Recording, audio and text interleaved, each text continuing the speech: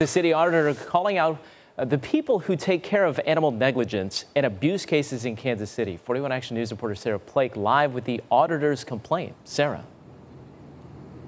Yet the audit points out that animal control officers are not always following policy, and it points out some other glaring issues, but animal control says their resources are running thin. Poor documentation, poor follow-up, and that's where you get these really long cases of an animal maybe being in that situation longer than it should have been.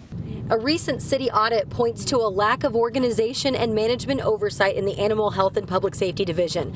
The report focused on operations from May to November 2016 and found that animal control officers weren't enforcing the dangerous dog ordinance, weren't following up on cruelty neglect cases, and weren't thoroughly documenting each case. We made them aware of that in February 2017, said we saw these issues, and then we went back and did another spot check in April files and found really no change. In one case, it took animal control 3 months to get several abandoned dogs out of a filthy home. But until the laws change, there's not a lot we can do. We've got to follow the rules of the law, and until we get more teeth, if you will, into the enforcement process, we can only do what we can do. John Bacala with the Neighborhoods and Housing Services says staffing is a major problem. The city website shows animal control should have 27 staff members, including management, but Bacala says they actually only have 10 officers in the field with 4 in training. We just don't have the manpower to be able to do some of these things, but that's not an excuse, and it doesn't mean we're not going to try to do it.